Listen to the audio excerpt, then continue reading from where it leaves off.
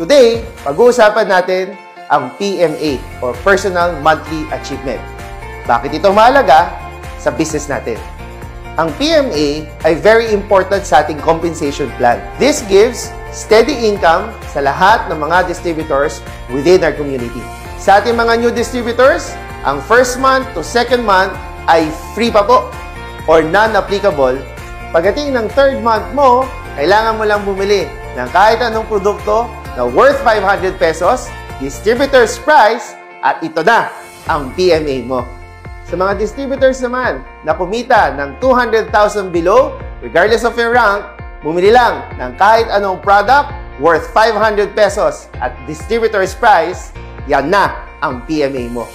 At sa mga distributors naman na kumita ng 200,001 and above, regardless of your rank, ang inyong PMA ay 0.334 positional points.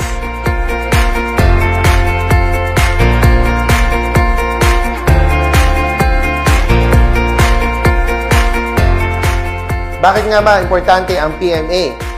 This assures you of your binary income. Dahil sa PMA, sigurado na ang bearing bonus mo.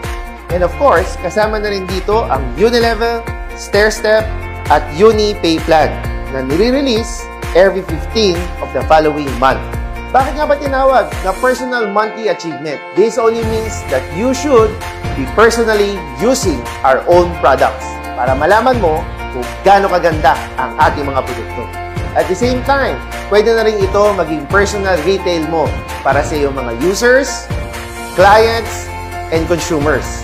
And because of this, kapag may personal retail ka, kahit walang sponsoring, siguradong tuloy-tuloy ang income mo. Pag healthy ang product movement, buong community mo ay may PMA culture, good news! Mapapabilis ang iyong promotion sa pagiging SE, GE, at Global Ambassador. So yan, alam na natin ang power ng PMA. So ano pa inaantay? PMA every month. Happy networking!